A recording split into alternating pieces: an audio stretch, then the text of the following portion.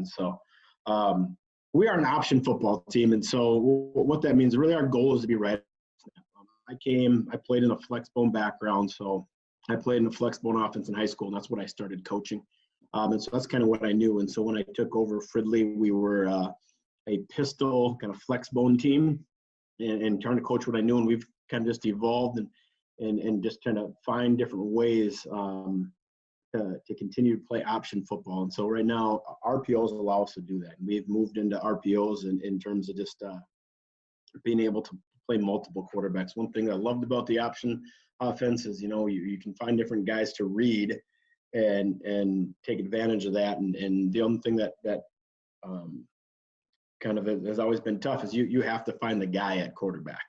And what a RPO has allowed us to do is we can find that guy, but he can have different skill sets. So, if he's a great runner, we can read C gap defenders and come out and throw RPOs. And if he's more of a pocket guy and can make those reads and get the ball gone, then we can still be an option-based offense, but not have to get him out moving in order for the play to go and to threaten the defense. And so we think that option football allows us to take advantage of the defensive deficiency. So just the alignment to formation. So we can find ways to get defenses to align formation, allows us to read their best player. So we can take some guys and try to make them wrong after the snap. The other piece is that allows us to take advantage of our players' strengths. And so we can get the best guy the ball based on how we call the RPOs, what we're calling, and how we're setting that up. I think those are really important things as I'm going through and trying to figure out kind of I just think you have to know who you are and what you want to do. And I know I'm an option guy. I struggle to just call a play and say, that the play is going to be right. And, they're going to line up correctly. They're not going to be an adjustment. They're not going to bring a pressure. All those things that can happen. I struggle with that. And so I'd rather, do a great job Monday through Thursday teaching our guys what we're looking for and what to do, and then allow them just to go execute fast on Friday night. And I think option football allows us to do that. We're a zone team, and, coming from a veer background, we've started messing with zone quite a bit in 2013, and then have just continued to move, and now that's kind of been our base thing. And then the real reason I think it's great against all fronts. I think it's really hard to predicate. I think, if you get a bear front, that can present some challenges. I think there's some answers within that and how you line up and what formation, what personnel groupings you're in. There's some different things, but I think, there hasn't been a game where we've gone in and said, hey, inside zone's not going to be a viable play for us. So we're a tight inside zone team. So we really are downhill. And then the other reason I really like it, simple rules for our O-line. We always want to create consistency and confidence. I want our O-line to play fast. I want those guys to get off the ball and know what they're doing and feel great confidence in doing it. And then I also want to maximize double teams. I think anytime I can get a 2-on-1, life's pretty good.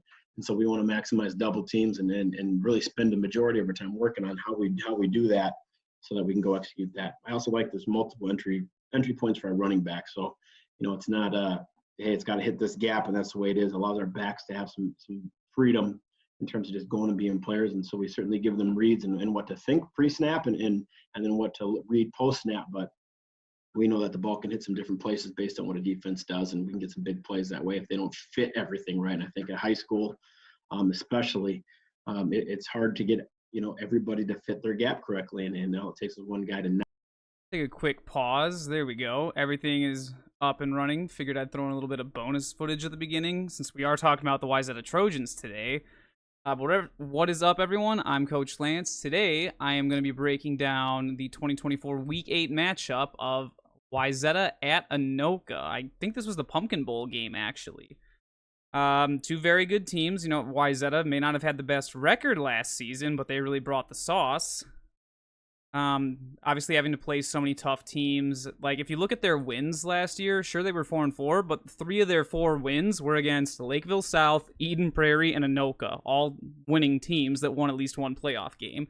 And the teams they lost to, like, sure, you've got the fluke against Prior Lake, but you lose to Shakopee, who made it all the way to the bank, Minnetonka, who made it all the way to the bank, and then, who was the third loss? Why am I blanking? Oh, Edina, the Hornets, who, made it all the way to state as well. So it's not like the Trojans were a bad football team. They just had a very, very tough schedule.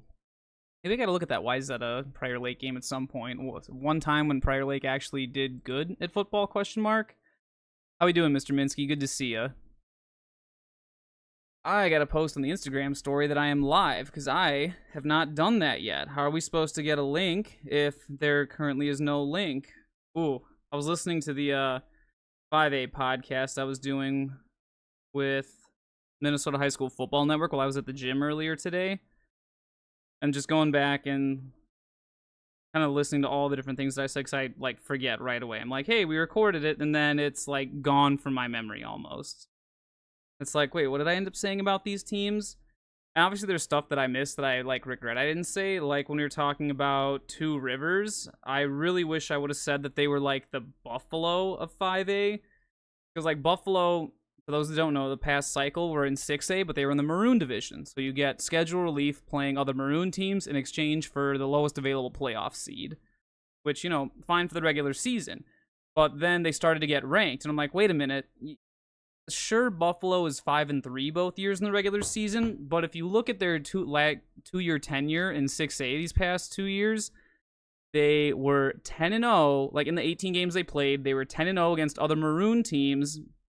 When it came to playing non-Maroon teams, they were 0-8, including those 2 losses in the playoffs. The first, who they played the first year? Woodbury, and then the second year they lost to Forest Lake. So it's like, like I get your 5-3, but those wins don't necessarily translate. Meanwhile, like a Wayzata, who has a worse record at 4-4, like obviously they get a higher seed, but arguably a much, much better football team.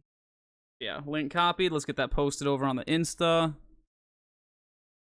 This tab back up here. I'm sure I'll reference back to that at some other points.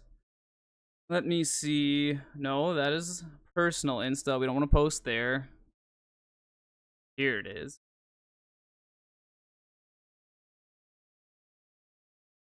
Boom. Yep, we are indeed watching Wayzata and Anoka. Post it up. Let me get the link. Oh, yeah. URL.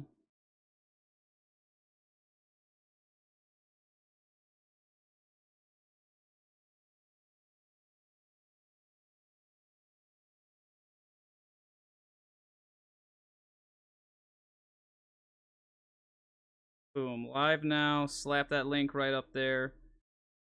Oh, and let's get into it. Perfect. Now that that's all taken care of, see what we can get going with Wayzata and Anoka. So, as I think I've said before, full disclosure, I have seen this game. I think it actually is still on YouTube. Was it QC TV or North Metro TV? One of the two covers Anoka. I want to say it's QC. Let me double check on my Google Drive here. I do keep a record of like, okay, this station covers this team. Like Coon Rapids has their own like CTN, Coon Rapids TV network. And then there's some that cover multiple schools. Team overview. Anoka is, yep, QCTV. Same with Ando. Pretty much all the Anoka Hennepin schools. I guess other than Blaine. Blaine's on North Metro TV. Champlain Park's on QCTV. Coon Rapids has their own. I think that's mostly just it for those teams. But I want to say that Wayzata Anoka football was actually recorded. I remember, well, I wonder who's watching Wayzata and Anoka live. Here it is, Pumpkin Bowl. This is the one I was talking about. It is a beautiful night for football. Welcome to Goodrich Field. Yes, it is a beautiful night for football. But so I was watching this game live because it was what do you call it? It was Wednesday night, the final week of the season. So I was like, all right, I want to see this game because it has potential playoff implications for Lakeville South. And we didn't play until the next day, Thursday. So I was looking at, here we go, state tournament potential seedings. I'll pull this tab over so you all can see it. So these are messed up because, as I kind of mentioned, this bracket and, no, it's 2019 with another bracket. So these are 4 different brackets here. I don't believe that, I don't remember which one's bracket number 1, but these are the 4 non-used brackets. So there were a lot of repeat matchups that you see throughout some of these. Lakeville South, White Bear. Oh, okay, these two might actually be the same. 2017 and 2019. Oh, I think 2019, 2022 were the same. I have to double check which one. One of them I messed up, and they were the exact same bracket. But these were the 4 different brackets, and I was watching closely because I'm like, okay, based on the bracket that was picked, this one right here, I was like, there's a good chance we have to play Wayzata, and then, barring a miracle, we'd probably have to play Anoka right after that, assuming we could beat the Trojans because they got the better of us week 1, but this time it'd be at our place. So I was watching this game live like a hawk, just trying to figure out, okay, what's everything that's going on? It has been a while since I've watched it. But just full disclosure. Good evening, Mr. Rich. Full disclosure, I have watched this game multiple times and labeled it. Like, I'm pretty sure if I go into our huddle here... What is Wayzata RPO Clinic? Let me change that. So at the beginning of the stream, while I was getting things ready, I just was playing some clinic footage of Wayzata running their RPO system. So yeah. We are now currently watching... Wayzata at Anoka. I accidentally typed the letter S in there. Asnoka. There we go. That's correct. But yeah, if you want me to go back really fast, this is the Wayzata RPO clinic. It's just Coach Brown from Wayzata talking about how they do their RPO system. I was like studying the crap out of this a while ago. Not anymore, because we don't play Wayzata, and I don't know if we'll match up with them in the playoffs. Depending on how seedings play out, I guess we'll see. But yeah. And then, as I mentioned earlier, full disclosure, I have watched this game before. I'm going to try and find, like, if I go Anoka, even if I go to the Wayzata game right here, like, there it is. Week 8, Wayzata versus Anoka. This is from the Wayzata perspective, and you see the whole thing is labeled with like the results and everything. And I want to say if I go to Anoka Wayzata, that's also this one's like fully labeled. So that wouldn't be fun to just go through a game that's already labeled. So I am gonna do what I always do. We're gonna go into the 6A pool and we're gonna pull out like a fully working, or we'll say a fresh thing. And then football class 6A. What is this? There's a new league?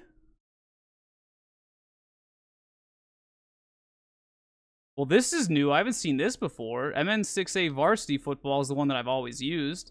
Oh, speaking of...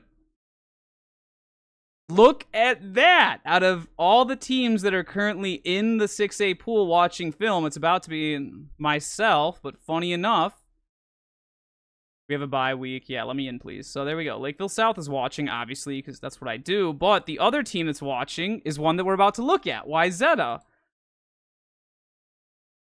Wayzata versus Lake. Oh, and look, they just added our game from last season. I don't need to watch that again.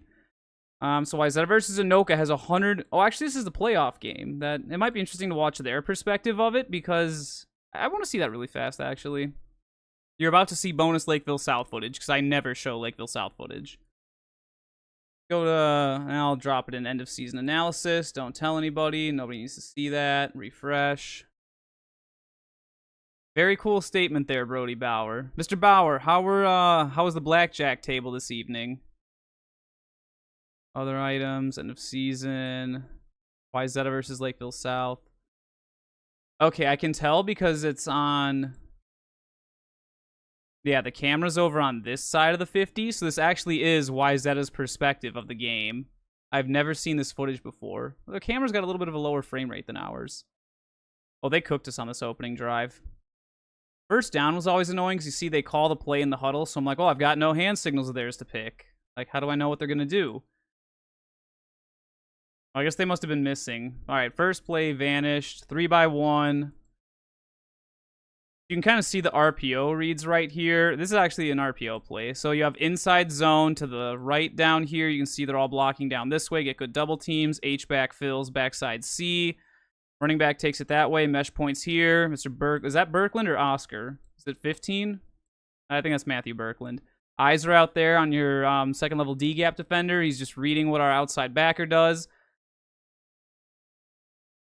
Outside backer decides to stay out there as he's supposed to towards the flat. So running back gets the ball, and there's a nice little hole right there. Wayzata double teams the point of attack. Look at that. And then getting up to the next level. Ooh, okay, we gotta watch that again. That's a fun one. Look at that. I mean, that's like Derrick Henry stiff arm right there against our poor safety. I think he actually rolled his ankle on that play, and then we didn't have him. Yeah, poor kid stayed down. And see, that's the thing about Wayzata, man. Like, it sounds like, oh, it's RPO. That must mean it's super complex and fancy. This game gives me PTSD. You know what, Mr. Boo? It's all right. The week 1 matchup between us gives me PTSD, so I guess we're kind of on the same level there. I will not show the clip of you getting hurt, for obvious reasons. You don't want to see a kid getting hurt on film, but yeah. Is this? I think this might be Jackson Brown's touchdown against us. Sam Boo's up here. Tony Lay's next to him. Bodie Gorger's there. I think this is Jackson Brown right there. Oh, that's just Tony Lay being a stud. I mean, and again, I always give like Wayzata's play calling a ton of credit.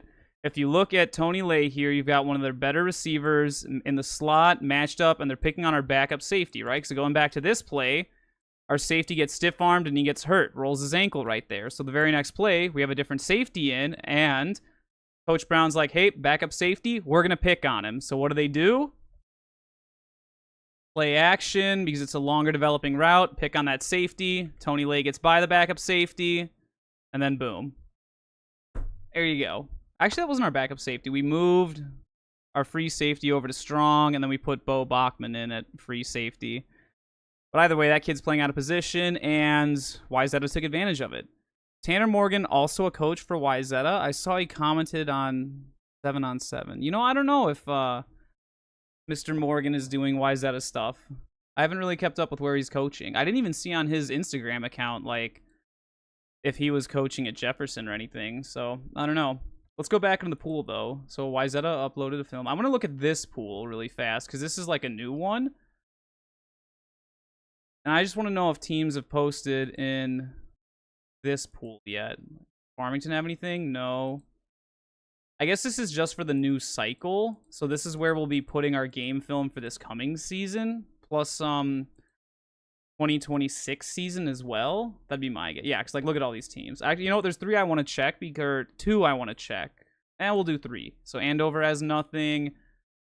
Moorhead still has nothing, and Rogers still has nothing. Because if I go to the actual, like, the old 6A pool, when we added Andover, Rogers, and Moorhead, like, they're all at the bottom here. Andover was nice enough to put in their game versus St. Thomas, plus 2 old games versus Coon Rapids.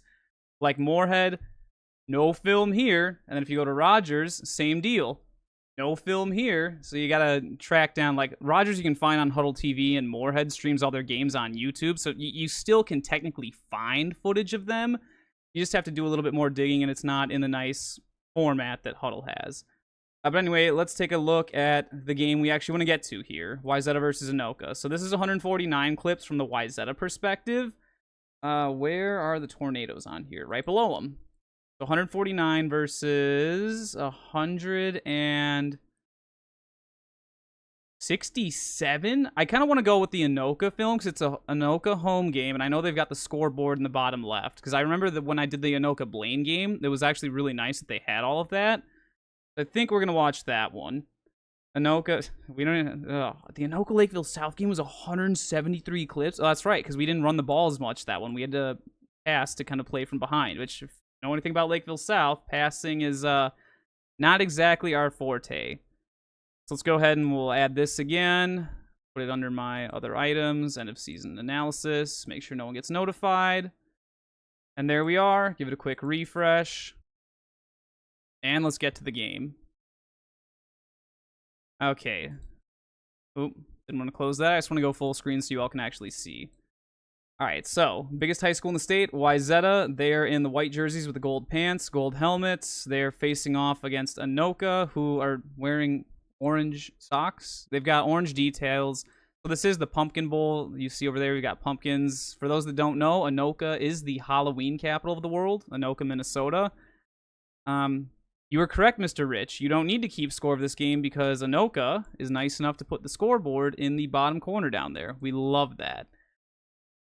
And yeah, I guess we will see what transpires, because this ended up being a really good game. And kind of like I said, I was watching it because based on how the brackets were playing out, I was expecting Anoka to be a 2 seed and us to be a 3, and we were going to have to play a 6 seed, which most likely was going to be Wayzata. It was either going to be, if I go back really fast, it was either going to be this bracket in the bottom right where we faced Wayzata first and then most likely faced Anoka. The other option, because, you want Maple Grove and Minnetonka on opposite sides of the bracket, so that's why I had these 2 brackets highlighted, because I think those are the most likely to get picked.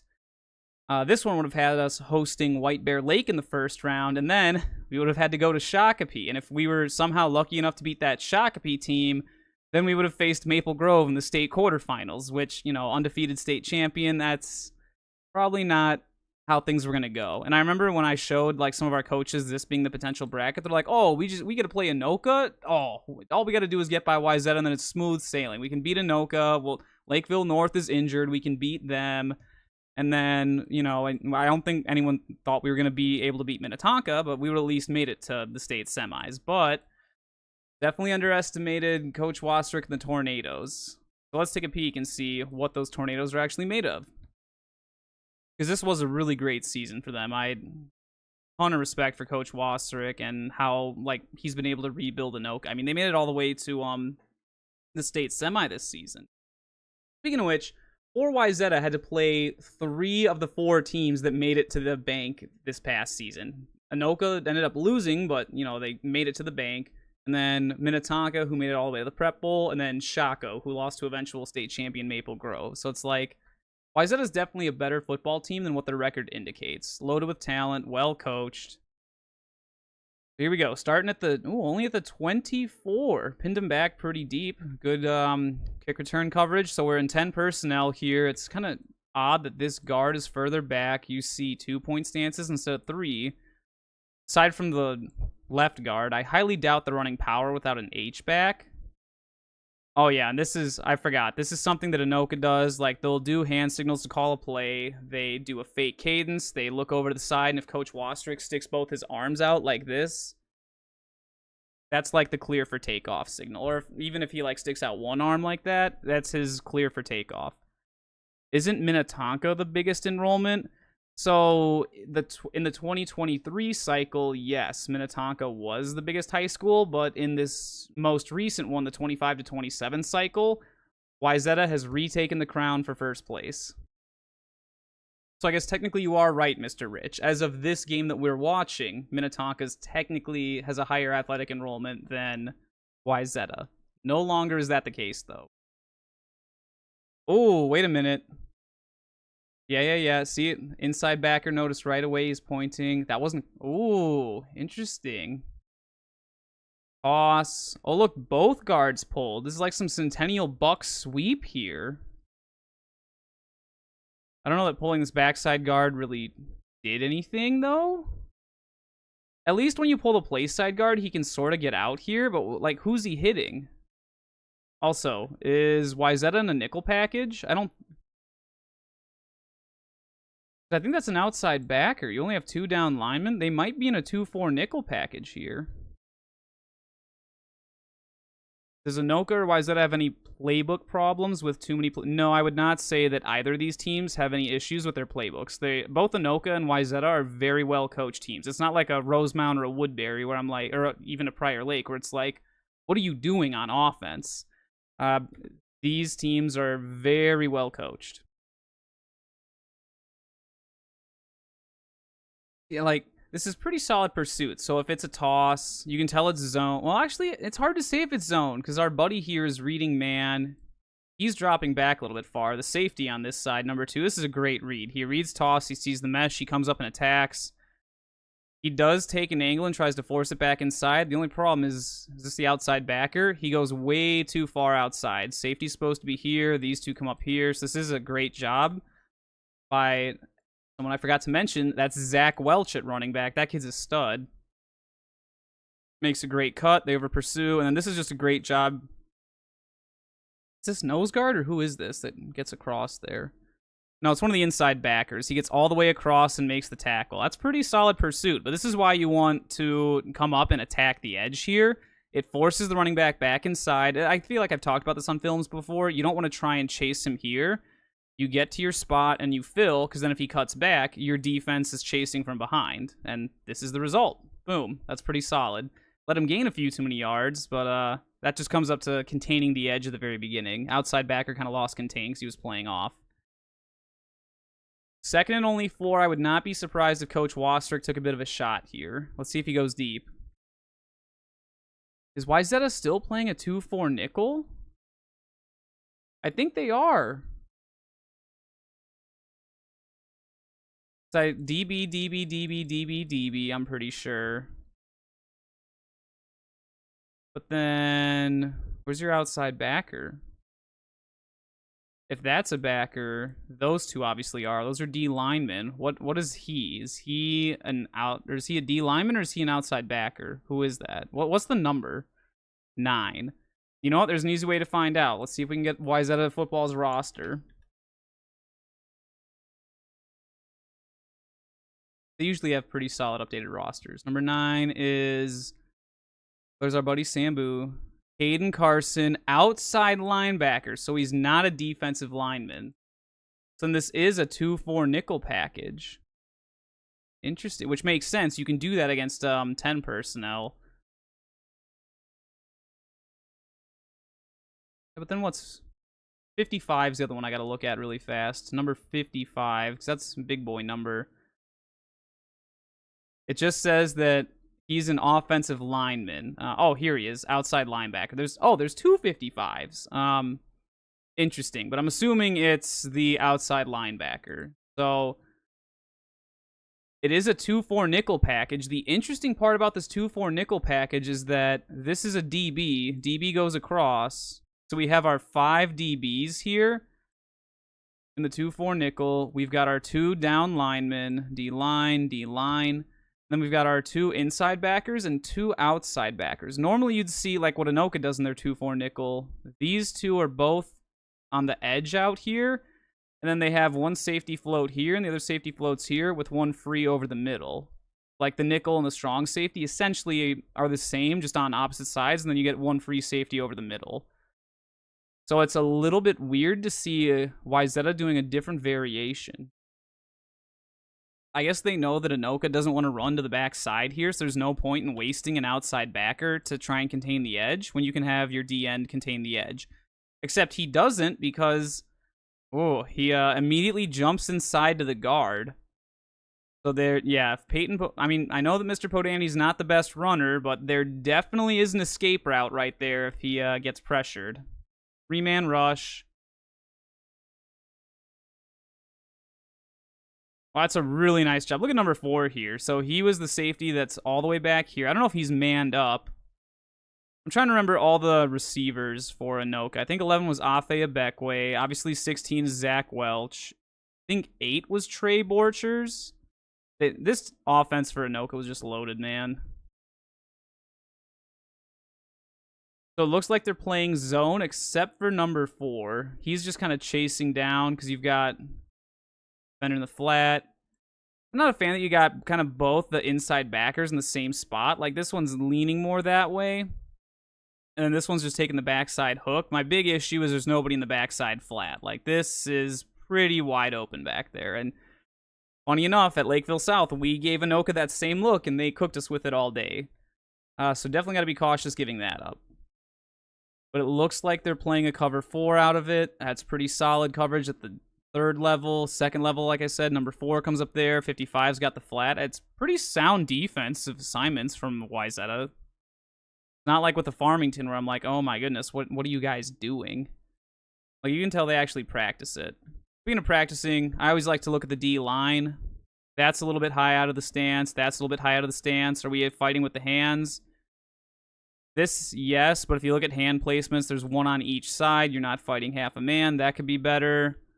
Pretty solid hand fighting up top. He's fighting half a man. Kind of the same thing here. Looks like 50's trying to fight half a man, but I mean, look at the Anoka guard he's going against. Nice low stance. He's got his hands around him. Number 50 for Wayzata's got hands way too wide, so you can't make any moves, and you're fighting a whole offensive lineman. That's not something you want to do as a D lineman in a pass rush. I will say there was good coverage downfield, and it forced Peyton Podani to take the check down to the flat, and then Wayzata was right there to take it. So that's a really nice job by the Trojans. So now, what is Coach Wastrick going to dial up on 3rd and 5? Let's see if they give us the fake where they do the play call. Yep, they do the play call. Look over at Coach Wastrick. You can't see him. He's down there off screen, but he's doing the clear for takeoff. Or if he doesn't like the look, he calls an audible. That time, he's like, nope, I like the look. We are clear for takeoff. Interesting they're staying 2x2 on the hash with 2 receivers into the boundary like that. There's not a lot of spacing there. So look at for them to probably pass to this side. Speaking of pass to that side, both of the outside linebackers on the same side again. And then the nickel over here, number 4, is number 4 a DB? He has to be, right? Yeah, he's a DB. Okay, so it is a nickel package. I just find it very odd that if you're running a 2-4 nickel, that you've got your nickel opposite of both outside linebackers who are on the same side. I'm not saying that's bad. I personally have never seen that before. So I'm intrigued and I want to learn more about that. I'm curious. That's a good word. Oh, look at number 55. He stayed in the flat. Nice. This is actually really solid coverage. So you're playing, it looks like more of a cover 4. These guys are going back deep. He's taking the flat.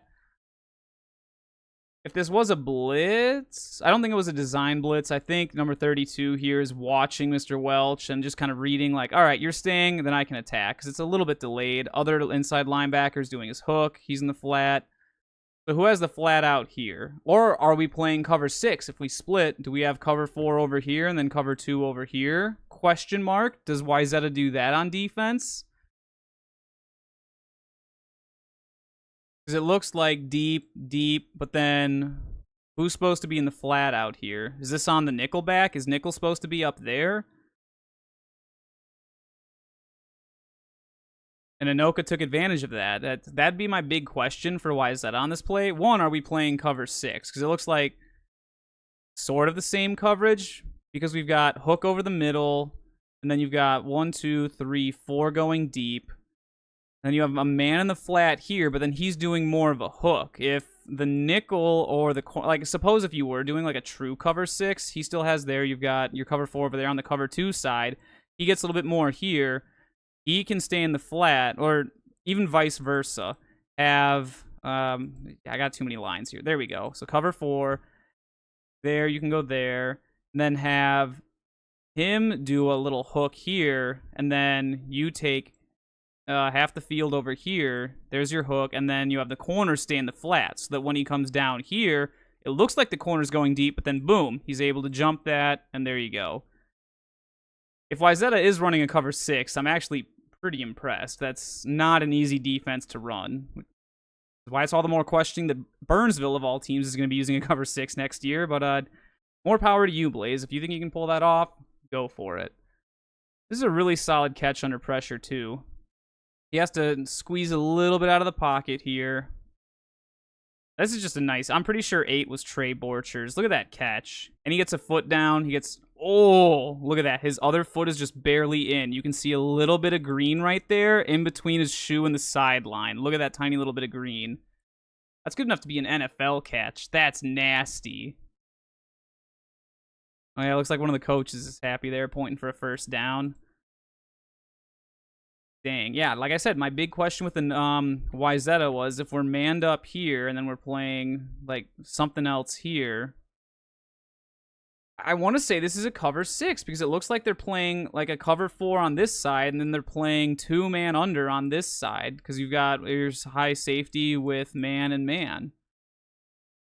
I'm actually super impressed that Wayzata is able to pull that off, but if that is man coverage, number 4, you got to stay tighter. Gotta stay with your man. Man is man. Zone is zone. Ooh, we get the clock and everything. That's awesome. Credit to Anoka. Well, okay. Something looks fishy here. Why are we so far spread out? Is this like a designed draw to Mr. Welch? Yeah. Ooh, so inside zone read. Both these teams love their inside zone. I should mention that. Let's see, do we have double teams the point of attack? Not really the best. Center takes that D lineman. Defensive end takes the defensive end. I'm sorry, the offensive tackle takes the D end. Both guards get up to backer. I mean, they're getting up to the next level, which is awesome, but if you don't secure the double teams the point of attack, then what do you do? Also, great field vision right here by Mr. Welch. He sees that 50's fighting across. And you know what? This is one of those moments where I'm coming back to why does Wayzata not have both or outside backers on different sides of the 2-4 nickel? This is a perfect example. So remember, I mentioned earlier they're both on the same side up here. There's no outside backer here. You have the nickel back. But if the nickel's playing man, like we saw, if they're sticking with that cover 6 type look, which it kind of looks like they are. I'm surprised they didn't throw this bubble out here. First of all, it's a horribly run bubble. Mounds View is the only team that in 6A that I've seen solid bubble routes from. That's not a very good bubble route. But you should have thrown that, because look at how many Wayzata defenders are out here. I mean, this safety is way late getting over there. If you get a block here, throw it out to him, then it's just make a move on that safety, and there you go. So I'm surprised they didn't read that pre-snap. And see, that's another weird thing about having these two on the same side. Like, if I was Wayzata, I'd put him back over here, like the outside backer, to the other side, and then you can play off a little bit, and you play out there, and then there you go. You've got two safeties with the nickel can function as like a floating safety, as can your strong safety. So you can move them around a little bit. And then you still have edge contain in the box against their 10 personnel. Plus one free safety over the middle that can just be a ball hawk back there or an alley player if he needs to. Probably how I would adjust. But so why do I want the outside backer on the other side? Well, watch what happens here. We established earlier that the defensive end, number 50 here, likes to shoot inside to the B gap. Normally that's okay if you have an outside backer there watching the C gap, but there ain't nobody back there. And as we mentioned earlier, number 4 here was playing man coverage. So if he's man and his receiver's coming after him, well, where's the hole? Exactly. You lost edge contain. See, he tries, but once you see down block there, you got to attack. But it's hard to do that when you're also in man coverage. But right here, once you read the mesh, see how his eyes are in the backfield? Zach Welch has the football. You can read that. As soon as you read that, you got to be right up there off the butt if the C gap is your job. Like, look at the top side of this play. See, the outside backer comes unblocked, that's supposed to happen. It's inside zone read this way, so they're leaving your edge defender there unblocked. But then you have another outside backer who's just in space here that's not really doing anything. You're watching on your TV, Mr. Rich? That's awesome. It's kind of like, I'll go back a play. It's kind of like when I talked about, I feel like I keep referencing this, but the Forest Lake Prior Lake game, how Forest Lake would stack their strong safety behind their outside backer. It's like, well, you got two guys in the exact same spot in your zone coverage. It's kind of a waste to have both of them there when just one guy can do that job. You don't need two guys on defense doing the same job. And that's kind of the vibe I'm getting here. Let's just move him over there, and that'd be a way more sound 2-4 nickel package. I wonder what it is they saw, because it looks like the two outside backers are, okay, they're to the left. What were they earlier? Were they also? At this time, they're also to the left. So they only play to the left? Wasn't the first play 3x1? Okay, they're actually on different sides this time. So in 2x2, in 2x2 sets, they're on the same side, but in 3x1 sets, they're on different sides. Let's just move him up there, and then you can do fun stunts. Like, I know Anoka likes to do fun stunts out of their 2-4 nickel. Yeah, I don't know. Maybe that was an adjustment for Wayzata, but you can see, yeah, see how the 5 DBs adjust there? That's pretty solid, and then he comes back. And I have no idea why Wayzata decided to change their defensive assignments like that. That's kind of peculiar. I don't know, just if I was Wayzata, I probably would not have both my outside backers on the same side. Because then you get a good player like this. Zach Welch realizes, oh, there's nobody on the edge here. My lineman's down blocking. I can fit in right here. And look at how easily he cuts up field. He's like, all right, bounce over here. Now get vertical again. Boom. Then he just runs through DBs. Oh, look at that. Poor number 6 here. He comes up. He's an alley player. He tries to fill. But what does he do? Right there, his feet stop, and he just waits. You cannot just wait and catch a kid like a Zach Welch. You got to keep your feet moving and drive into him. Otherwise, that happens. You still get him down, but, I mean, think about where you made contact. You could have tackled him right here at the 48, their 48, but instead, he falls all the way forward. Where does the official get him? The opposite 44. So, I mean, yeah, that's quite a few extra yards that Zach Welch picked up just by lowering his shoulders. I mean, he got the truck stick on right there. But again, if we had, like, your poor safety wouldn't have had to make that tackle if we just took our buddy over here and put him there. And if you get a 3-by-1 look, back him off, stack the safety down, he rotates over, and then he can play off a little bit. If you get like a 3-by-1 look, as opposed to having to put both backers to the wide side of the field.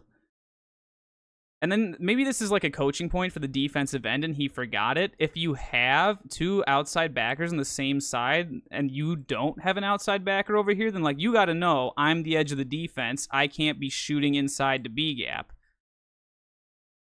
Because then you get stuff like this. Now there's nobody out there. And I mean, if the nickelback was supposed to be out there, do you really want your nickelback as the edge of your defense trying to tackle Zach Welch? I probably would not elect to do that, but, you know, you never know. Everyone's different. Oh, okay, we still have both outside backers on the same side. We're in a 3... See, that's weird, though, because when it was a 3-by-1 earlier, they didn't do that. When it was 3-by-1, they were actually on different sides. But now we're in 11 personnel. We brought in our buddy number 84. Still got Trey Borchers, still got Afe Abekwe, still got Zach Welch, still got Peyton Podani. You know, now that I'm looking at those 3 and they all graduated, what is Anoka's offense going to look like next year? Are they still going to be able to cook? Like, obviously, Coach Wastrick's very smart, offensive-minded guy. I think he was a tight end at the U of M. But, you know, when you lose that much star power, let alone that good of a quarterback to run your offense, how's that going to work? Oh, there's our buddy, the left guard again. There we go. Boom. Boom, and they were about to run outside zone. That's actually kind of smart. Boom, boom. Both these teams do run outside zone. Maybe we'll see some good stretch blocking. Hopefully STMA is watching and might learn a thing or two. And, you know, false start penalties like that don't bother Anoka as much because they're, as a spread offense, they're built to pick up extra yards. Especially you let Zach, I mean, how many extra yards did Zach Welch fall forward for this previous play? It was like 7.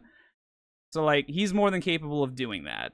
Extra 5 yards isn't all that much to these teams, or as opposed to, like, Centennial. If you back Centennial up by 5 yards, they're like, what do we do now? Same with Eden Prairie, because they're just not designed to pick up yards fast. Egan's another big one. If you get Egan behind the sticks, like, they just completely fizzle out. Okay, something is weird here. If you look, here's the 2 outside backers on the same side again. We're still in our 2-4 nickel package. And then this one is like, wait, something's not right. I need to be all the way over here. Now, this looks like a solid 2-4 nickel package. You got your nickel here. So if you can play man, you can play man there. If you want to do a cover 6 type deal, then you could do boom, boom. So you essentially have a 2-man under with a cover 4 over on this side with him in the flat. That's pretty solid if that's what Wayzata's got going on. And, I mean, they're executing it pretty well thus far. And again, now that we have outside backers on each side, now we've got edge contain. We can just launch these guys. He can be a hook player over the middle, and he can read quarterback if he needs to, or read Zach Welch to the backfield. This just seems like a pretty sound defensive scheme. I just don't know why they stacked the 2 outside backers on the same side. And now if our buddy number 50 wants to shoot inside, he can do that because now he's got a buddy out here for edge contain and the outside linebacker. Okay, so Anoka just did an audible. So remember, when they do the cadence like this, Mr. Podani says hut, and then they look over, and then Coach Wastrick usually gives them the all clear for takeoff signal like that. He did not just do that. So he's giving them an audible. He did not like whatever play my guess is he was probably going to call that outside zone or stretch this way again, but once he saw our buddy 55 move over here, he's like, you know what? That's probably not the best idea. Now they're audibling to something else. Maybe they're going to motion 84 across. No, it's just inside zone back the other way. Classic inside zone read, if you take a look here. Oh my goodness. Why are we running bubbles like this? We step forward. At least it's down the line, but I mean, I feel like I've harped on this so much. You can't turn your shoulders backwards when you run bubble routes. It's got to be shoulders stay square. You go straight down the line. You catch like this. Then you literally just turn your shoulders, not even 90 degrees, and now you can just run forward. Like, that's the best way to run a bubble route. Do we have double teams? Ooh, we have a solid double team in the nose guard. Look at the backside guard here. Good. We get a little bit of a chip from the play side guard on the D end, and they both get up to backer. Backside tackle gets up to backer. I'm surprised that 55's not crashing down a little bit harder. It's like...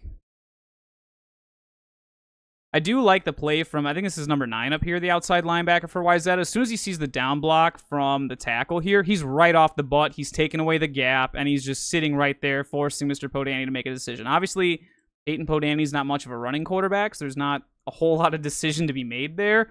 This is really well played by the outside linebacker from Wayzata, just closing down the gap. And then you look at the other outside linebacker. You've got a down block here. Get your butt and attack. Pretty solid. I mean, the linebackers have to come up here and try and attack the guards that are getting up to him. Anoka's doing a pretty solid job getting up to the next level. Just not getting much of a push. And then defensive line. How does the nose guard fight a double team? He's got both his hands on the guard, I think. Yeah, because this is his right hand, so he is only fighting one man. The problem is he's standing up way too high. And watch his right foot here. If you ever need to split a double team, you got to get sideways and get your hip in between them. It's just like getting your foot in the door. Like if a door is closing, how do you stop it? You stick your foot in the door, like in your shoe going, and then the door can't close. Same concept. You get your hip in between, and now boom, double team's broken. And then you've got one-on-one blocks and the rest of it. Number 50, again, his right hand could be a little bit more inside on the cuff right there instead of being out here. It's like he's still fighting a whole man. He's not as tall this time. But yeah, not too much a fan of what they got going on D-line. I do really like that outside backer, number 9. He's actually playing pretty solid. His assignment is sound, or I should say his technique is pretty sound, and he's sticking with his job. And funny enough, now it's 2nd and 9 Anoka. They've got back into a manageable situation. Like I said, man, penalties on offense don't hurt Anoka all that much. Our outside backers are on opposite sides again, so we're looking good. We're still in 11 personnel for Anoka. Ooh, didn't even check anything. All right, now we got stretch out to the left. Oh, number 55 runs upfield. Ooh, not too bad. It looked like he was going to run upfield. He's fighting half a man. See how he keeps his feet moving and he actually pushes the H-back here, number 84, back this way. And I got to give number 50 credit. He takes the guard and he's driving him over here to close up the gap. That's actually a pretty solid job by Wayzata's front 7.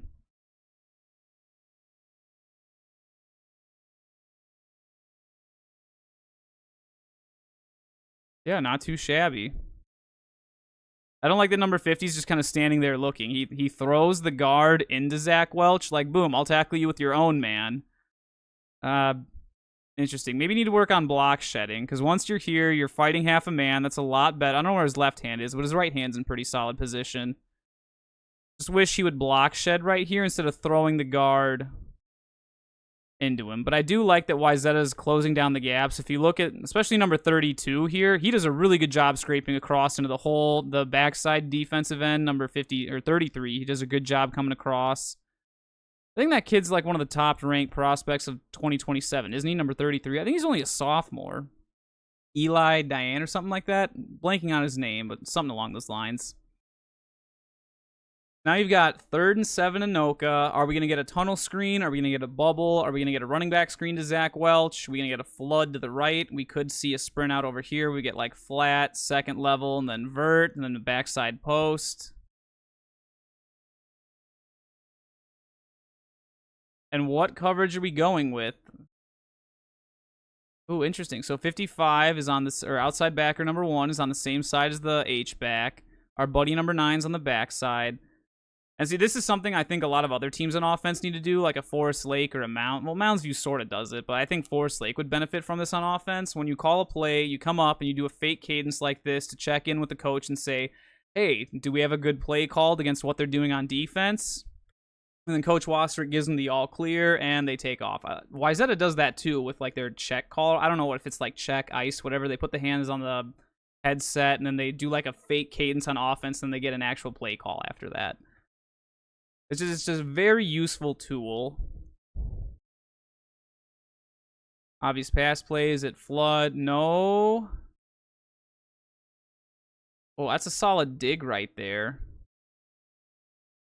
Like a 10 and in and then a 5 and out. So you get some crossing motion. Ooh. So, yep. Anoka knows what Wayzata's coverage is, and they're tricking the nickelback, number 4 here. They are playing a mix of man and zone, so it makes me think they're doing a cover 6. If you look, you're manned up here, you're manned up here, but then shouldn't the nickel be manned up there? But he lets him go deep. So zone, zone, man, man. And you have a 2-high safety shell. I probably would have liked to see more of a cover 3 here. Well, no, because it's a 3-by-1 set. So what I would have liked to have seen is you can be down there, you need to be off, you need to be over the middle, and then you can be there, and then you take the flat in the backside. That's all covered. And then what else do we need? We need a hook, so you're not blitzing you over the middle. We blitz over here. And, I mean, that's pretty locked down right there. And then if you want him to be isolated right there, then you can do that. But that's already covered by the flat. So the problem here is we only have 1 man deep. And that dig is left wide open because this post coming from the slot draws the free safety over. Now the man that's coming across on the dig has no safety help over the top. So he's left one-on-one. And the Anoka receiver makes a good play. I think this was complete, right? That looks like a catch right there. As long as that ball didn't hit the ground. Yeah, they called that a catch. Yeah, again, great play calling from Anoka. They figured out pretty quickly what Wayzata was doing on defense. They're like, oh, you only have a single high safety? All right, we'll lure him away, and then we'll hit you with a dig right here. That's pretty impressive that Coach Wasterick's dissecting that cover 6 nickel package. Very impressive. And yeah, see, like, this is what I don't like with defenses like this. Why do you have 2 defenders on the same man? Like, this is why I was saying, if he's taking, like, if the nickel's taking the flat, I don't really know what to do with 55. So, like, have 55 take the flat. He can stay manned up. Have him go deep, him have a hook. Draw the line down the middle. There's your cover 4. And then on the other side, you've got man with safety help over the top. So you've got more of like a man look, a 2-man under. That'd be a better way to play that cover 6. Because then you wouldn't have the dig coming wide open. Because if he's off there, or who did I say? He can stay manned up, but then deep, and then he takes the flat. Then everything would be covered. Then you wouldn't have to worry about someone stepping up and leaving somebody wide open. Or, better way, like I said, flat, deep, and then you do a little hook right here. And then boom, everything's covered. If they go out, hook man doesn't have to worry about it because the flat man's got it covered. He just watches there for the dig, and if he cuts in, well, that comes into your zone, you take him. And then free safety does a good job picking up the post. Yeah, I don't know if that's necessarily on the kids. I think that's just a little bit of rolling the dice there, and Anoka gambled and won correctly. Oh, here's Coach Wasterick. He's got that pumpkin hoodie on, making some calls. He's got pretty big lats right there. Look at the lats. So now we'll get to see his actual hand signal. Also, we're in 20 personnel. We got a king look because we got H-back on the same side as our 2 receivers. Interesting that slot receiver is in so tight to the rest of the O-line.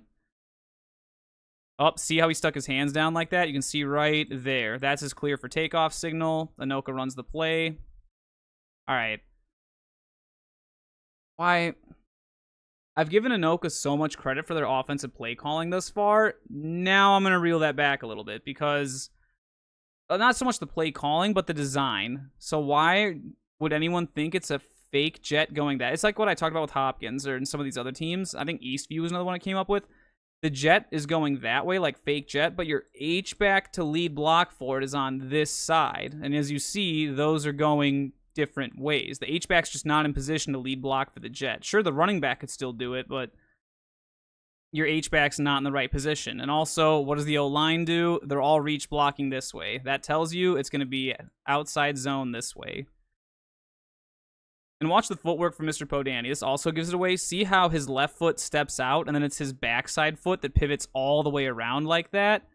That is definitely stretch footwork. How's our reach blocking?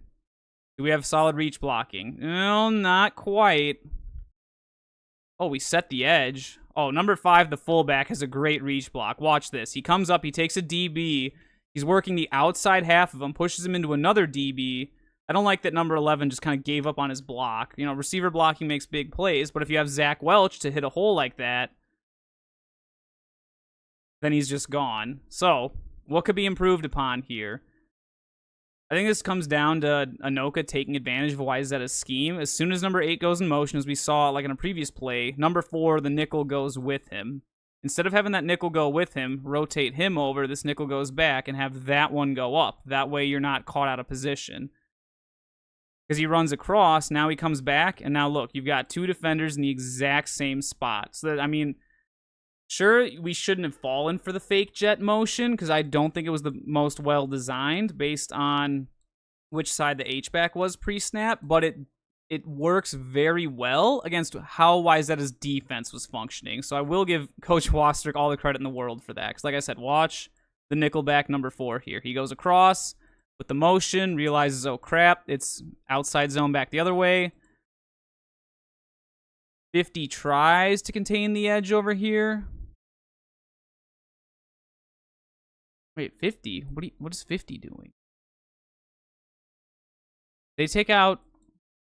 They switched linemen, because it wasn't 50 a defensive end? 55 was the outside backer. Yeah, 50 is a D end. So did they go from a 2-4 nickel to a...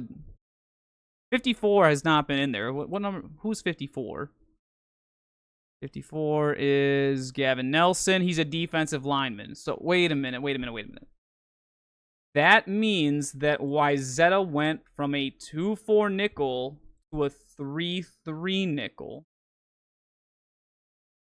Maybe this is just my curiosity, but if you already have one nickel package, like the 2-4 nickel, like we said, if you just keep the outside backers on opposite sides, it works. Why do you need 2 different nickel packages? Like, I get the whole idea of, oh, we want to give an offensive-minded coach like Coach Wastrick a different look, but it's like, is that outside linebacker versus D lineman really playing all that differently? I don't know. Maybe number 55 wasn't doing all that hot. As we kind of saw in these last few plays, he wasn't quite sure where he needed to be aligned. Maybe that's what the reasoning was for switching to a 3-3 nickel.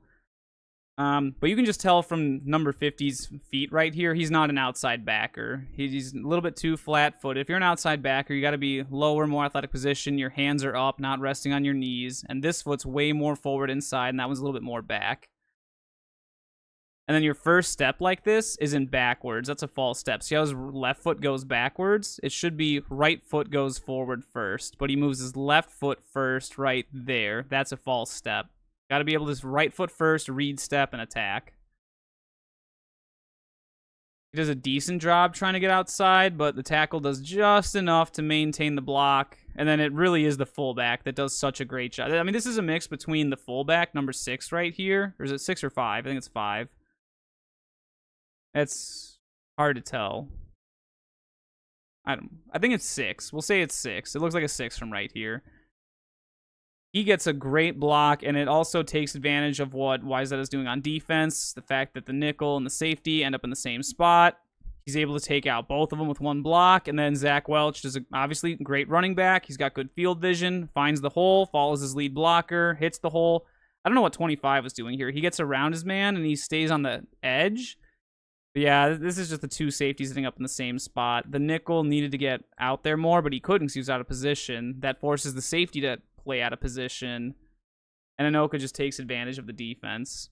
And you can also tell it was man coverage. Look at the other corner on the top of the screen back here. He has no clue what's going on. He's just running. Then he looks across the field and is like, wait, what just happened? Oh, there's Zach Welch running into the end zone on the opposite side of the field from me. Yeah, I don't know about that one. Why is that? 2 different nickel packages, a 3-3 and a 2-4? Bit curious. Looks like they're overloading one side over here. Trying to get the block. Ooh, he almost got there. Not as creative as the Mounds View double A gap thing I saw last week. That was pretty nutty, where they had a 2 technique, and then the 2 techniques took outside shoulder, and then they had 2 inside backers loop into the A gaps. They're technically not hitting the long snapper, so it's not a penalty, but it is the fastest way to get to the kicker. Give Mounds View a ton of credit for that. All right, so 7-0, first opening drive. It was very good play calling from Anoka. Technique wasn't too bad either. Wayzata, they had some solid technique, but a little bit shaky with assignments. And as we saw, Anoka kind of took advantage of that. Let's see some Trojan offense here. Oh, yeah, it's all coming back to me. There's Tony Lace, Sam Boo's up there. I forget which linebacker's in. I think Berkland's in a quarterback. Yeah, because he was 15. I think Oscar Shope was 14. Bodie Gorger's over there in 11 personnel, 3x1. Is this an RPO? I think it is. He's reading a second-level D-gap defender. There's a slant right there. See, this is like a classic Wayzata RPO. Watch Mr. Berkland's eyes. He's looking at your second-level D-gap defender. He stays with the receiver, and since he's staying there with the receiver, automatic run play. And then what is it, inside zone left? It is inside zone left. 2 nice double teams right here at the point of attack. Speaking of nickel packages, Anoka might be playing their own 2-4 nickel into this. Because I think that kid was a safety. He's a safety. Obviously, one over the middle. So both teams are deploying nickel packages this game. Look at that. And see how much easier it is with Anoka having... I don't know why they didn't stack over like this in a 3x1 look. It is a little bit odd to have an outside backer and the nickel in the same spot here. Because Wayzata does have numbers on this side. But if you're manned up outside, well, I guess technically nickel or safety here stays with his man. Forced to be a run play. Let's look at these double teams. Center's a little bit tall. The center goes, oh, you know what? This might be why it doesn't quite work.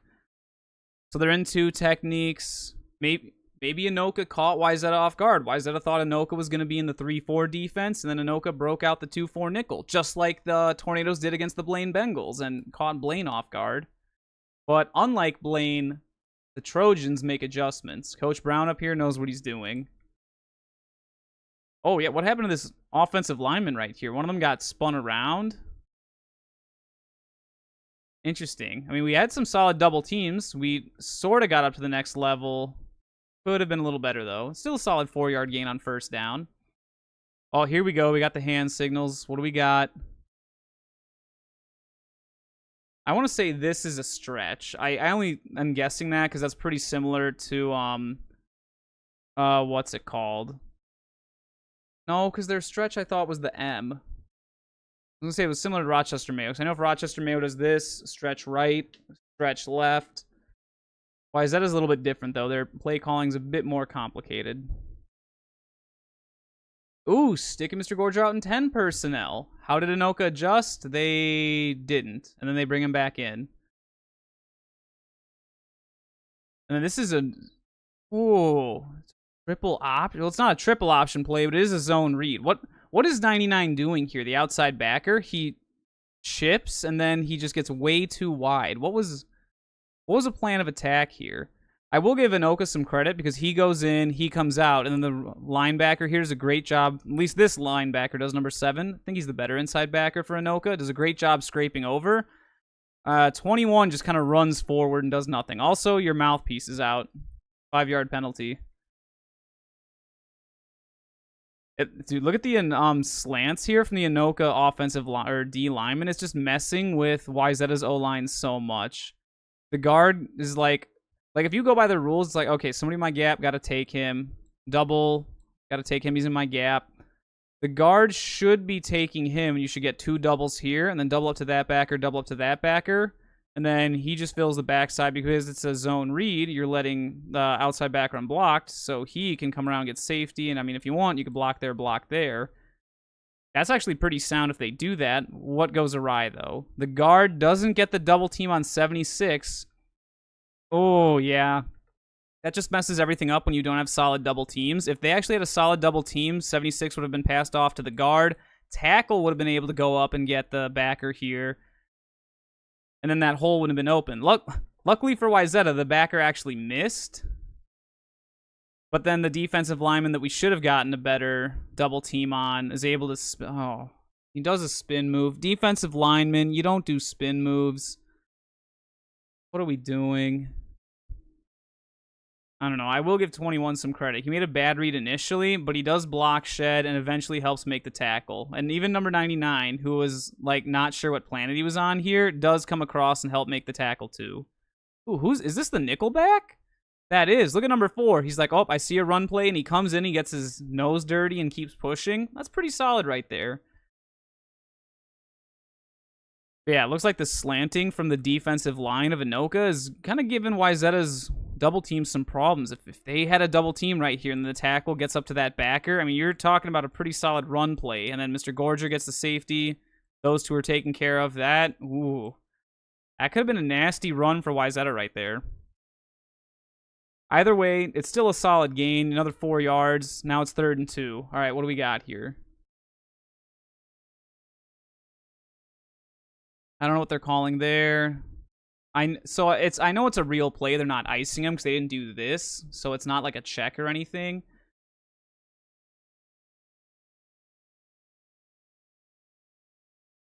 Ooh, what is this? It looks like it's supposed to be inside zone, but something didn't go right there.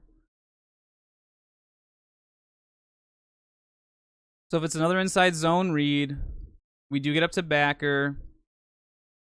Oh, no, this is just a nice technique from number 76. Wayzata's right guard puts his head down here. This is a real nice Olay technique when he just pushes his head right by him and look, throws him to the ground. Boom. Oh. Okay, that actually is a nutty defensive line Olay technique right there from Anoka's nose guard number 76. Look at this. Watch him come out of his stance here. He stays low, but he gets his hands over. He doesn't turn sideways, which is a problem. Gets his hands over. Boom. The other double team's pretty solid. The play side guard and the center are getting a nice double team there. They get and the guard gets up to backer. Left guard takes the backer. That's really solid right there. So these 3 plus the H-back are all doing their job. H-back didn't really end up doing anything. He's got to maybe follow through there, Mr. Gorger, and go get that nickel back. But I do think what breaks down here is obviously you're leaving 99 unblocked. Is Tony doing a bubble here? Oh, that's actually a really solid bubble route. Yes, Wayzata has a good bubble. Way better than Anoka's. Look at Mr. Lay on the bubble route here, number 1. See how he just comes straight down the line. His shoulders are square to the end zone, so if he catches it, he just catches it, turns his shoulders, his feet are already going this way, and it's a fast-hitting bubble. And this is why I love the design of this. Look at all the moving parts here. So you could have an inside zone. You could have a bubble. Like, there's so many ways that Wayzata could attack the defense here. You've got your inside zone this way. You've got the quarterback keeping on the zone read there. And you've got a bubble out here. So it forces all these defenders to be in conflict. Well, the nickel/safety decides to go over here with the bubble. 99 decides he's going to be a run player.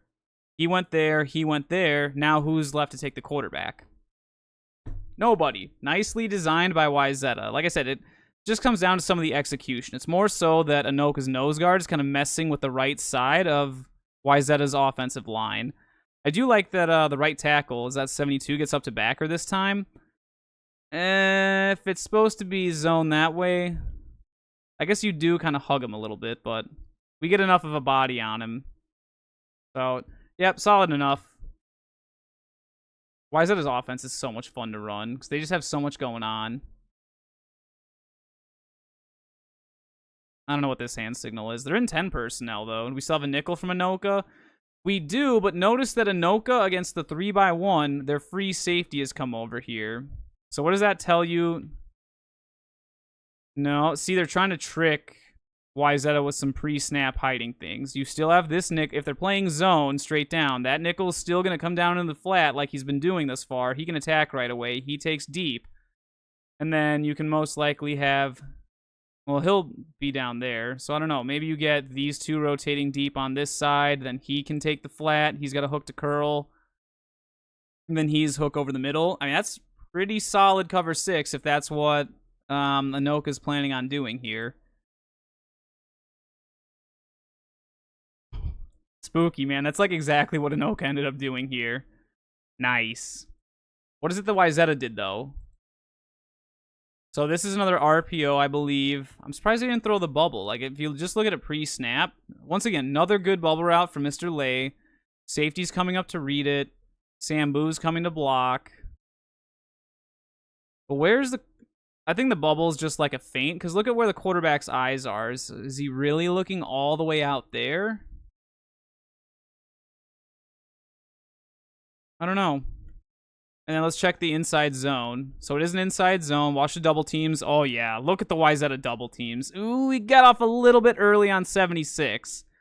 As we saw earlier, you don't really want to get off the block on 76.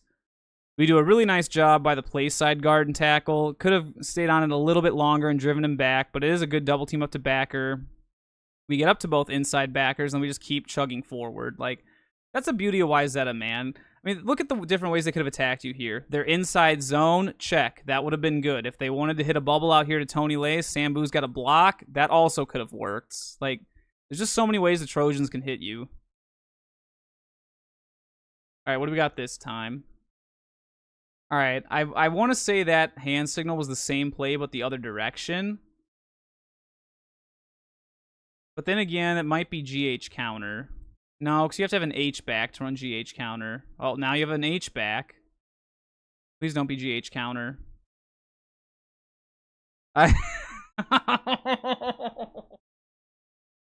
Oh, boy. Okay, so maybe I do still remember some Wayzata hand signals. It's a little bit foggy, because obviously it's been quite a few months since then. I don't remember if it's the hands around here. I think it's this motion there. That's the GH counter, the like picking the hand off and flicking it across.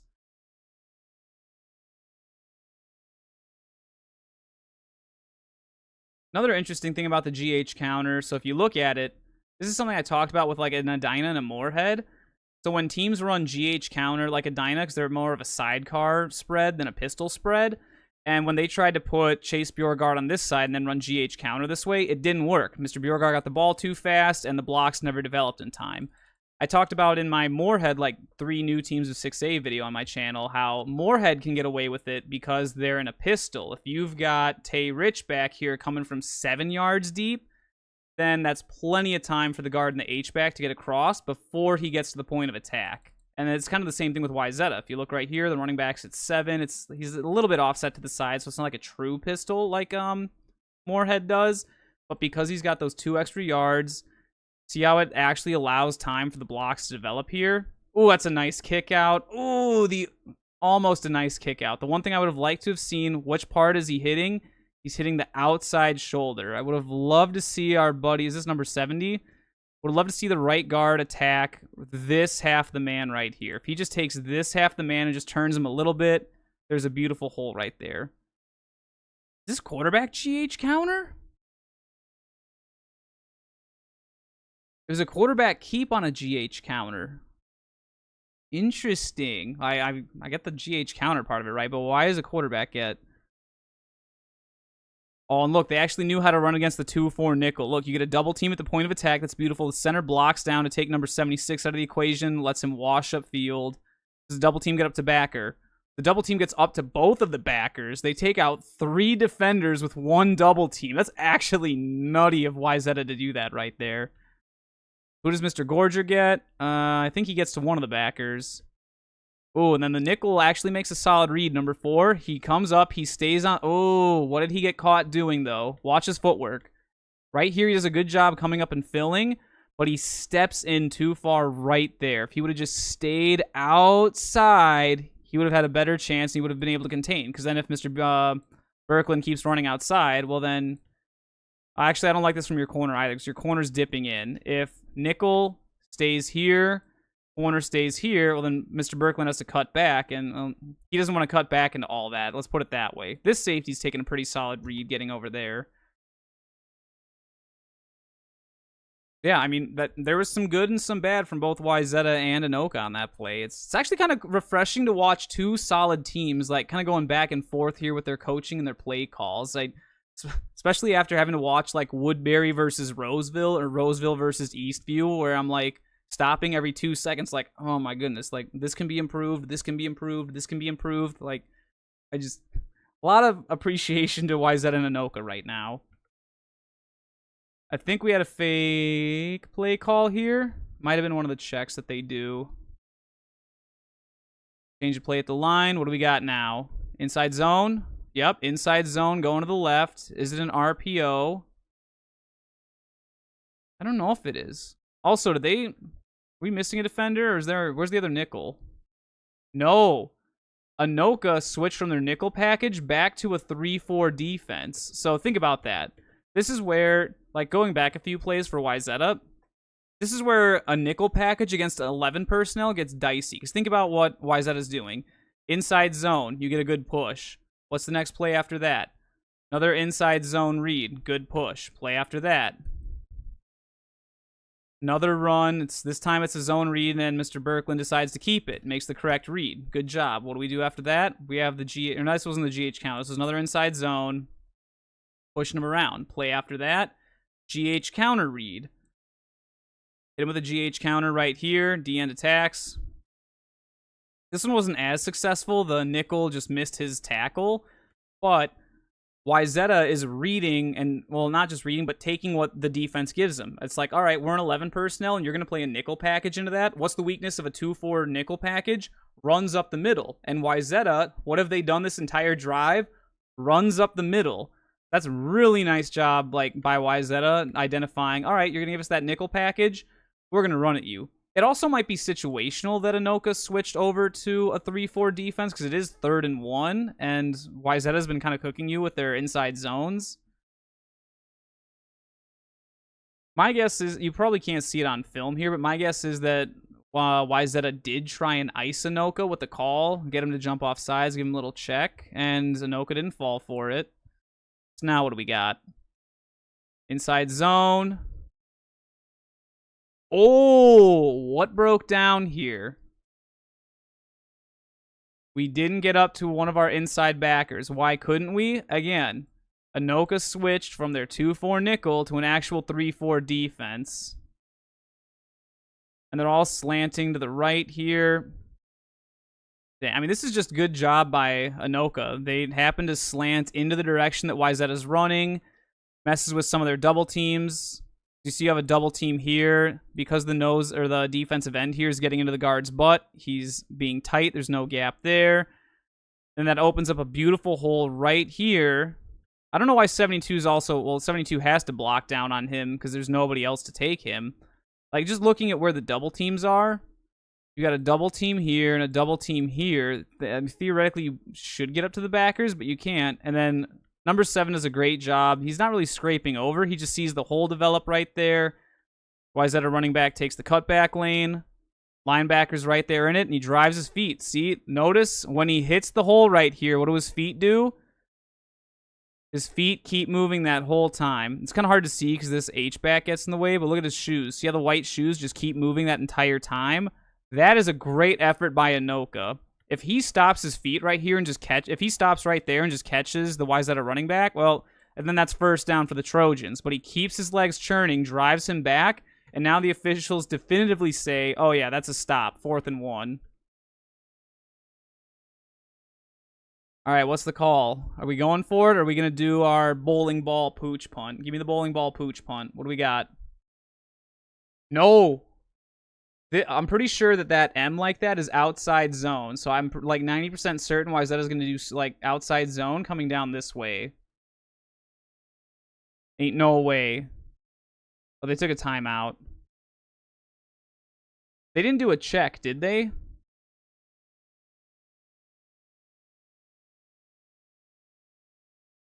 Ooh, okay. Actually, this is an RPO. I do know this call.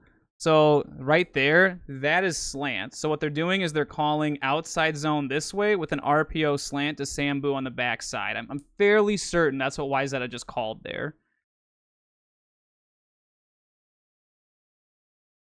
Which, if it is, I mean, where's the nickel on this side? Well, there is no nickel because we're in a 3-4 defense. And what's that outside backer going to do? He's going to attack. So, I mean, you do technically have that RPO slant to Sambu right there. I guess Wayzata was a little too nervous about calling that, though. So they're going to think it over. We got a punt coming up. Oh, bummer. And obviously, coming out of a timeout, they call the play in the huddle. So now there's no hand signals for me to read. So I don't know what Wayzata is calling here. They iced them. Oh, never mind. They did an ice. What hand signals do we have now? A little bit more to the left, please. I think the video game thing like this is... I remember this. This is the call they did against us in the third quarter when we kind of turned the game on them. I'm pretty sure that's inside zone read to the right.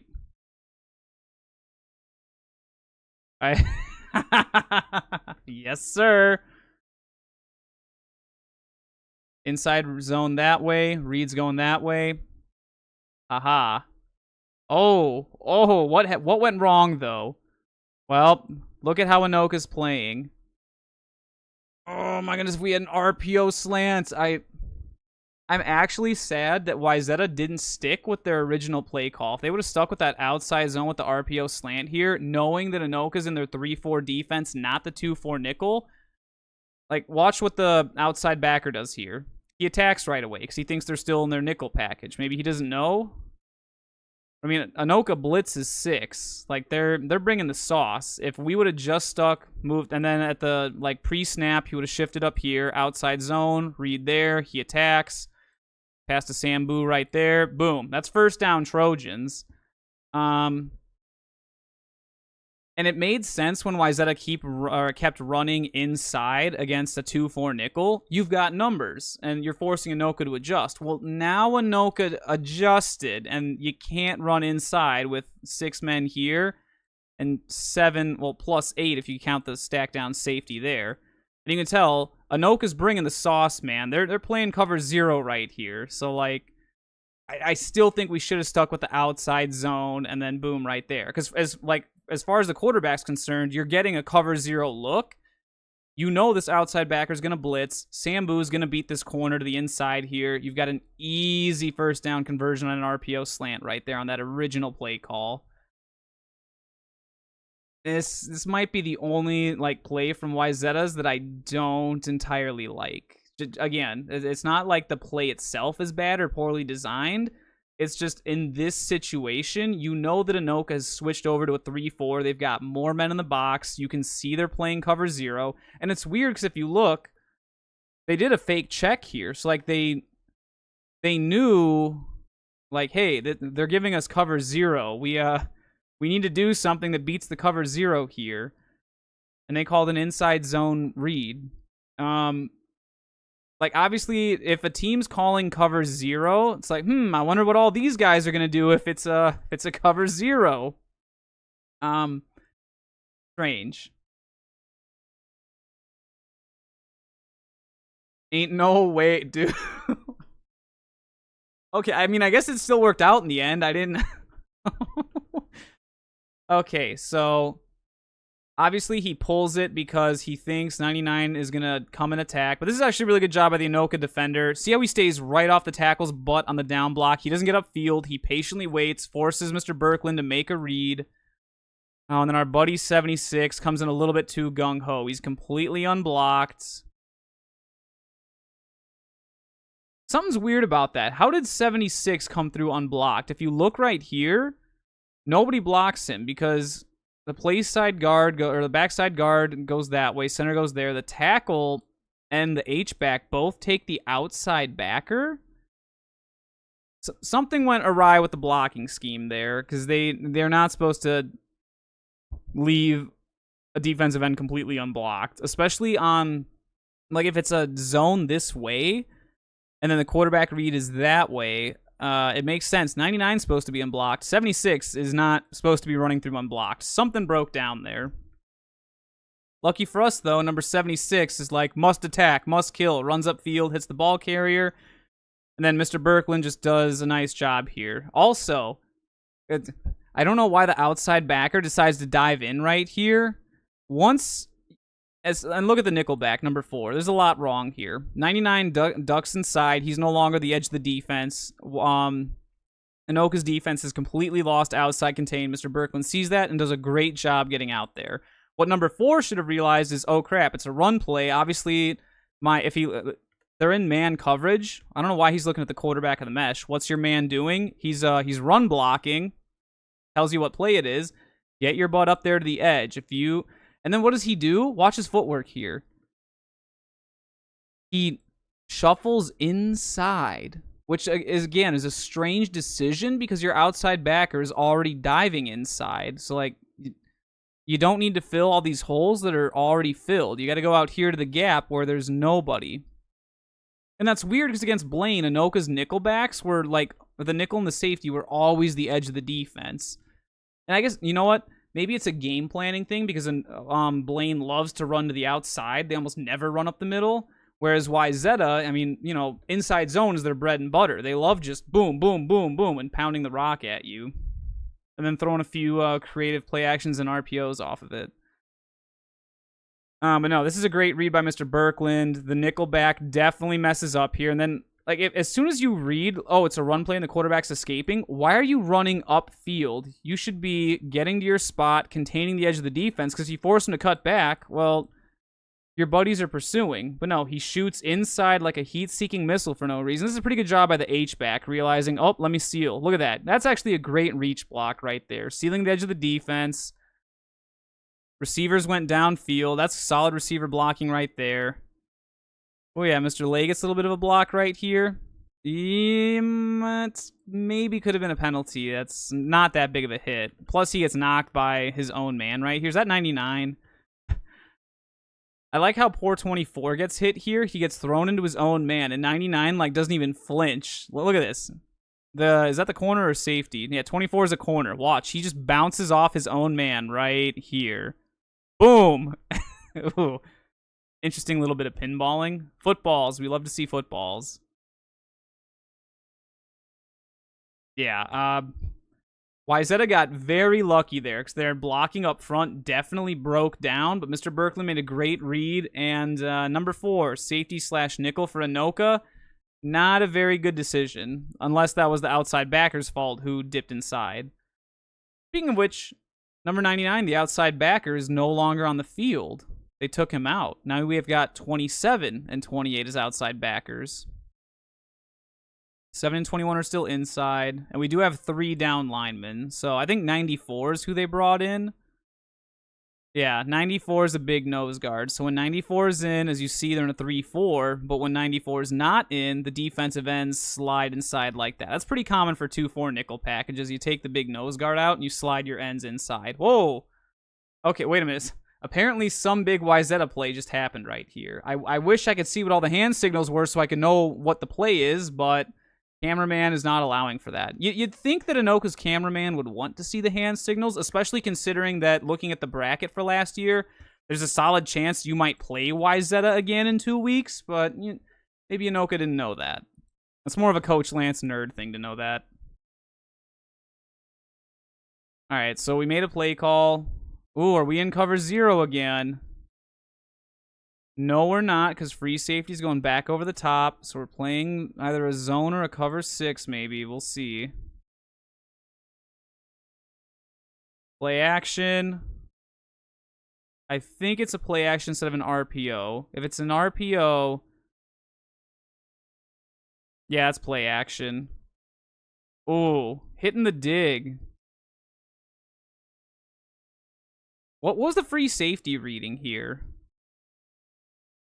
Oh, the free safety read wrong. Wait a minute. Oh, what is Anoka's free safety doing on this play? So as a free safety, you're a deep middle player. Look, he was faked out so bad by this play action. He's still coming to hit the running back. And look at how long Mr. Berkland's held the ball back here in the pocket. Also, great pass protection by Wayzata's offensive front. Look, Anoka's generating no pressure. He's got all day to throw.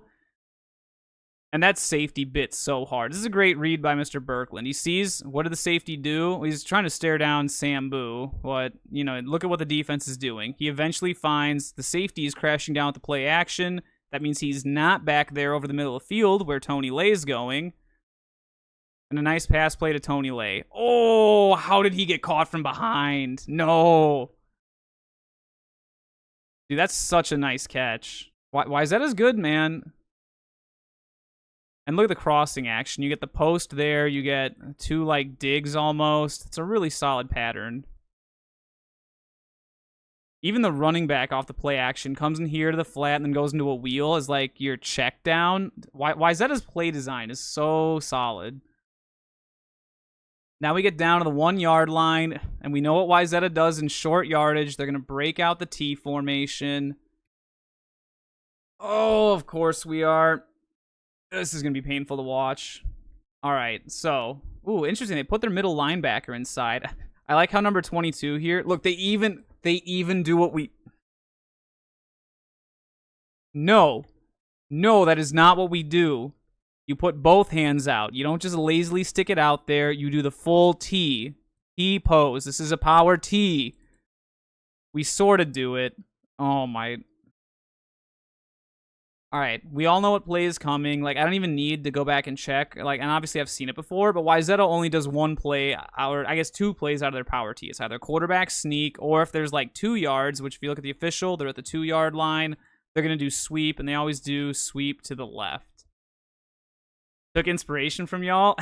I figured. Because I noticed, I think it was your week 2 game in 2024 against Minnetonka. I remember watching some of the film from that.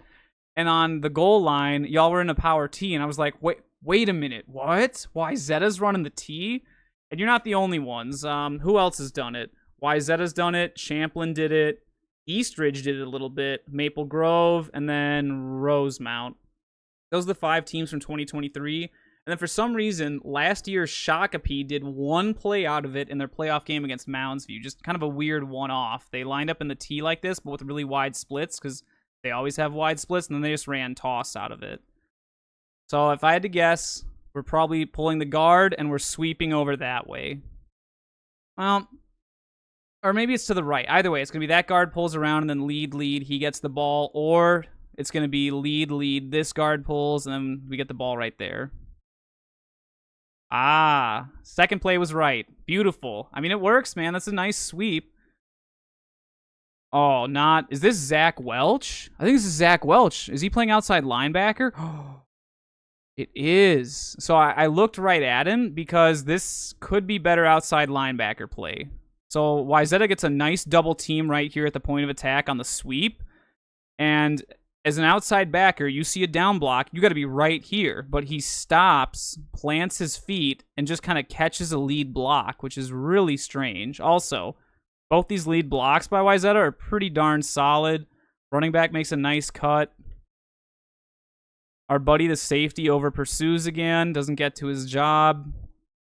Easy touchdown, Wayzata. That's actually really nicely done. I mean, compared to how like a Maple Grove or a Rosemount will run sweep, it's actually not too shabby. I don't like that the tackle dips a little bit too far inside, because when you do run sweep like this, you want to have a solid double team at the point of attack. So we do want 72 to chew up more of the defensive end here and then drive him into that backer. You get a nice double team there, and then you get a kick out block there. You come through. He's an edge defender. He's not going to get there. And then boom. Ooh, number 7 almost makes it across. And see, this is where that double team would have come in handy. Number 7 makes a great read, the inside backer here, and almost gets to the point of attack. But if 72 would have just got the double team with our buddy Mr. Gorger there and then double up to number 7, would have been taken care of, and it would have been an even easier touchdown for Wayzata. But still, pretty solid execution. Do we get the PAT, though? I guess we'll see about the PAT. Oh, there's, like, nobody over here? How many defenders does Anoka have? 3, 4, 5, 6, 7, 8, 9, 10. Okay, we only have 10. We are missing somebody. I was going to say, it looks a little open right there. Well, I mean, and these two just stood around. Maybe you could have taken advantage of that. I don't know. I guess Anoka's not used to people scoring on them. But then again, they played Maple Grove, and Maple Grove dropped like 50 on them. So, I don't know. You get past, gets past the 30 up to the 30. He's behind the 35, so, you know, it's Not the worst kick return ever, but still decent amount of yardage for Anoka. My rule of thumb, like at least in Minnesota high school football, is always the 35. Because if you kick it out of bounds and they don't want to re-kick, they get the ball up at the 35-yard line. And it's like, okay, if they get past that, then it would have been better for us to just kick the ball out of bounds. If you keep them behind the 35, you're still doing pretty solid for yourself. Obviously, you'd like it deeper, but not every school has like an Eastridge level kicker or I think Stillwater had a really good kicker too. Okay, we're in 11. This is something that always, like, I don't want to say confused me, but I'm curious about with Anoka. So obviously we established 84 as an H-back. Why is it that sometimes he plays H-back and is truly off, and other times he's up on the line in more of a pro set? So now he's more of an... Oh, see, and then they just switched it. Now he's telling him... And you see they have to adjust. Like, what's the difference between him being on the line versus him being an H-back? Normally, spread offenses nowadays stick with a traditional H-back. Like Wayzata we saw. They love having an H-back. So it's kind of confusing that they would do that. Also, Wayzata is back in their 2-4 nickel. And they've got both the outside backers back on the same side, man. Oh, no. And... So, Anoka must have seen something right away, because see, yeah, this is a Coach Wastrick check. This is 100% Anoka taking advantage of Wayzata. So you see how they call the play, he does his cadence, he looks over, and then right here, Coach Wastrick doesn't give him the all clear for takeoff. He sees two outside backers on the same side, only a defensive end containing here. He wants to run outside zone or stretch out this way.